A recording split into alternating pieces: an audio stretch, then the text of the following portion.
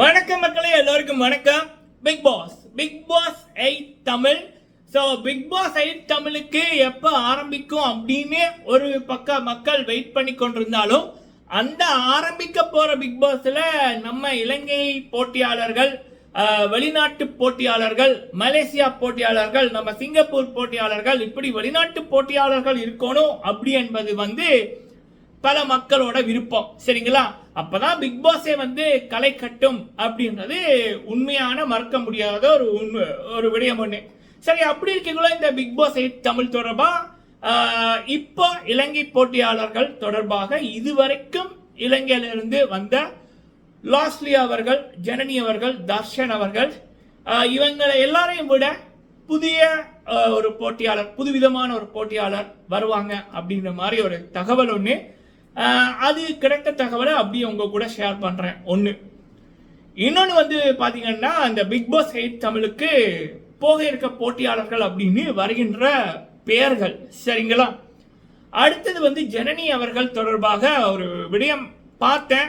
அதே நேரத்தில் big pass 6 டைம்ல நிறைய பேர் சொன்ன ஒரு விடயம், ஒரு 2 வருடம் கூட ஆகல, எப்படி அவங்களோட வாழ்க்கை மாறி இருக்கு அப்படி என்பதை பார்க்கக்குள்ள படம் பார்த்த மாதிரி இருக்கு. சரிங்களா? நம்ம தலைவர் சூப்பர் ஸ்டார் ரஜினிகாந்த் சார் அவர்களுடைய படங்கள்ல அவருடைய வாழ்க்கை அப்படிதான். ஒரு சாதாரண ஒரு பஸ் கண்டக்டரா இருந்து இப்ப ஏசியா கே சூப்பர் ஸ்டார் அப்படின்றது அவருடைய உழைப்பு. ஸோ அதே போல இங்க ஜனனி அவர்களும் 2 வருடத்துக்கு முதல் 2 வருடத்துக்கு பிறகு அப்படின்னு பிரிக்கலாம். அதை நான் சொல்லிக்க உங்களுக்கு புரியும் என்ன விடயம் என்ன. இந்த 3 டாபிக்கையும் இந்த வீடியோல பேசலாம். ஃபுல்லா பாருங்க, லைக் பண்ணுங்க. ஃபர்ஸ்ட் டைம் வந்திருக்கீங்க அப்படின்னா மறக்காம சப்ஸ்கிரைப் பண்ணுங்க. உங்களுடைய கருத்துக்களை தவறாம சொல்லுங்க. ஓகே, ஃபர்ஸ்ட் நான் ஜனனி அவர்கள் விடயத்தில், ஜனனி மேம் அவர்கள் விடயத்தில் இருந்து நான் தொடங்குறேன். பிக் பாஸ் 6 தமிழ்ல நம்ம நிறைய ஜனனி மேம் அவர்களை பற்றி கேள்விப்பட்டிருக்கோம். அதுல ஒரு விடயம் என்ன அப்படின்னா, அவங்க வீட்டை ஒரு நல்ல ஸ்மார்ட் டிவி, இந்த வசதியான ஒரு டிவி இல்லை. அண்ட் பெரும்பாலான விடயங்கள் இவங்க உழைக்க ஆரம்பிச்சு சொந்த காலில் நின்று உழைச்சி அவங்களுக்கு தேவையானது, அவங்க வீட்டுக்கு தேவையானது அவங்க வாங்கினாங்க அப்படி என்பதான் நான் கேள்விப்பட்டது. அதுவும் உண்மை, அது உண்மை. பல விடயங்கள் அவங்க அதாவது ஆசைப்பட்டதெல்லாம் அவங்களுக்கு அவங்க உழைப்பின் மூலம் தான் கிடைச்சிது, கஷ்டப்பட்டு தான் அவங்க எடுத்தாங்க அப்படின்னு. அப்படிதான் இந்த டிவியும், பெரிய அந்த ஸ்மார்ட் டிவி, வசதியான டிவிகள் அவங்க வீட்டை இல்லை அப்படின்ற மாதிரி. இது எப்ப அப்படின்னா, பிக் பாஸுக்குள்ள வர முதல் 2022 அக்டோபருக்கு முதல் இந்த நிலைமை. இப்ப இன்னும் 2 வருடம் கூட ஆகல. டிவி அப்படின்றதுக்கே ஒரு பிராண்ட்னா சோனி தான். சரிங்களா? எங்கேயுமே சோனின்னா அது ஒரு பல வருடங்கள் பாவிக்கும், நம்பி எடுக்கலாம். அதாவது கேஜிஎஃப்ல சொல்லுவாங்கல்ல, ஒரு பிராண்ட் அப்படின்னு, அதே அது போல சோனி தான். அவங்க அந்த பிராண்ட் புதுசா பெரிய ஒரு டிவி ஒன்று, ஏதோ ஒரு பேர் ஒன்று வாயில வரையில, சோனி பிராவியாவா ஏதோ ஒரு பேர் ஒன்று, அது பெரிய ஒரு வசதிகள் படைச்ச டிவி ஒன்று அவங்க வெளியிடுறாங்க இந்தியாவில். அதுக்கு ஜனனி மேம் அவர்கள் ப்ரமோட் பண்றாங்க.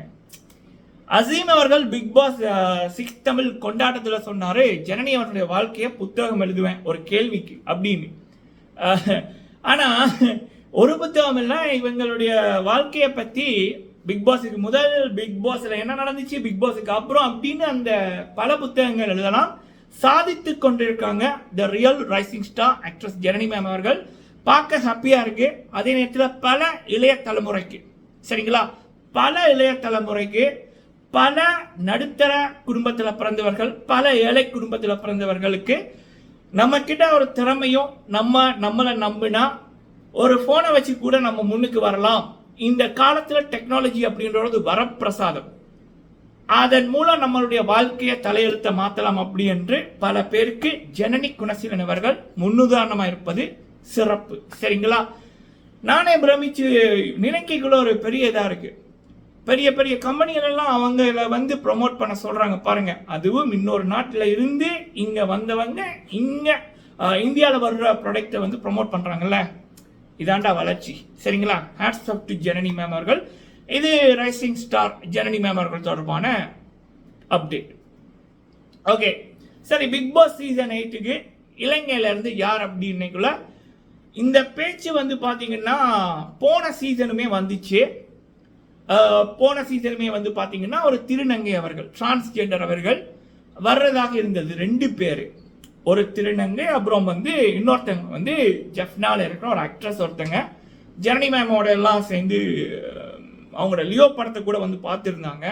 சொந்தமா ஒரு பியூட்டி பார்லர் ஆயுர்வேத இது வந்து வச்சிருக்காங்க. இப்போ ரீசெண்டாக கூட அந்த ஆயுர்வேதத்தில் படித்து டிகிரி எடுத்து அந்த ஒரு ஃபங்க்ஷன் நடந்துச்சு. இப்போ இந்தியாவில் கூட ஒரு படங்கள் நடிச்சிருந்தாங்க, வர இருக்க நினைக்கிறேன். சரிங்களா, அவங்க வாரதண்டு தான் இருந்துச்சு. கடைசி நேரத்தில் அந்த வெளிநாட்டு போட்டியாளர்கள்ன்றது மாற்றப்பட்டது. ஸோ பிக் பாஸ்ல ஒரு அப்டேட், போட்டியாளர்களோட அப்டேட் கொடுக்குறோம்னா, அந்த ஷோ வந்து அக்டோபர் 6 நடக்க இருக்கு அப்படின்னா செப்டம்பர் கடைசி வீக்கில் கூட பிக் பாஸ் டீம் வந்து போட்டியாளர்களை மாற்றுவாங்க. அதனால நம்ம இப்ப சொல்ற போட்டியாளர்கள் தான் கடைசியில வருவார்கள் என்று இல்லை.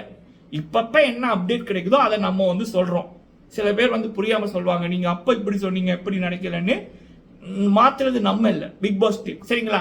ஸோ ஓகே, இந்த வாட்டியும் வந்து பாத்தீங்கன்னா இலங்கையில இருந்து யாழ்ப்பாணமா என்னன்னு தெரியல, இலங்கையில இருந்து ஒரு டிரான்ஸ்ஜெண்டருக்கு கோல் போக இருப்பதாக அவங்களுக்கு போயிட்டா இல்லைன்னு எனக்கு தெரியல. இனிமேல் வந்து அந்த ஃபேவரட் லிஸ்ட்ல வந்து அவங்க இருக்காங்க அப்படின்றதான் கேள்வி. சரிங்களா? கண்டிப்பா வரவேற்கத்தக்க விடயம் இது. ஏன்னா இது வந்து இன்னும் ஒரு பெரியதொரு என்ன சொல்லுங்க, ஒரு நம்பிக்கையா இருக்கும் பல பேருக்கு. அந்த விதத்தில் இது நடந்ததுன்னா ஐ எம் வெரி ஹாப்பி. சரிங்களா? ஓகே, இதான் மக்களே டெக்னாலஜியோட மகிமை என்றது, சோசியல் மீடியாவோட மகிமை அப்படின்றது.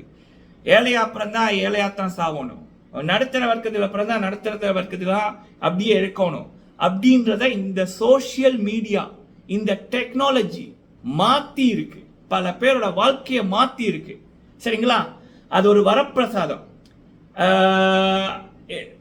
அதோட அருமை தெரிந்தவர்களுக்கு அதை எப்படி யூஸ் பண்ணணும் என்று தெரியும். இது வரவேற்கத்தக்க விடயம். சரிங்களா? ஓகே, அடுத்தது வந்து இந்த பிக் பாஸ் 8 தமிழுக்கு போக இருக்கிற போட்டியாளர்கள் அப்படின்னு ஃபேவரட்ஸ் அப்படின்றதுல முக்கியமா கண்டிப்பா 100% குக்கு வித்து கோமாளியிலிருந்து 3 அல்லது குறைந்தது ஒரு 2 பேரை, எனக்கு தெரிஞ்சு 4 பேரு, 2-3 பேரை வந்து எதிர்பார்க்கலாம் அப்படி என்பதான். சரிங்களா?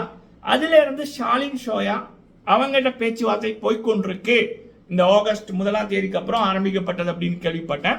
அவங்க சைட்ல இருந்து என்ன பதில் போச்சுன்னு தெரியல. அடுத்தது வந்து பாத்தீங்க அப்படின்னா இர்ஃபான் அவர்கள் யூடியூப்பா, சோசியல் மீடியா தான் அவர் ஒரு விஐபியா மாத்திச்சு. ஆரம்பத்தில் வேற ஏதோ வேலை தான் செஞ்சு கொண்டு இருந்தார் 2016க்கு முதல் எல்லாம். பட் ஒரு போனை வச்சு, சாதாரண ஒரு போன், சரிங்களா, கேமரா இருக்கிற ஒரு போனை வச்சு யூடியூப்ல வீடியோ போட ஆரம்பிச்சாரு. இப்ப வந்து விஜய் டிவியே அவரை ஒரு குக்கு வித்து கோமாளி அப்படி அந்த ஷோக்கு அழைக்கிற அளவுக்கு ஒரு விஐபி, சொந்தமா பல கோடிகள்ல வீடு கட்டுற அளவுக்கு தன்னைத்தானே செதுக்கின ஒரு நபர் தான் இர்ஃபான் அவர்கள். பல பேர் அவரை பார்த்து தான் யூடியூப்புக்குள்ள வந்தாங்க. சரிங்களா?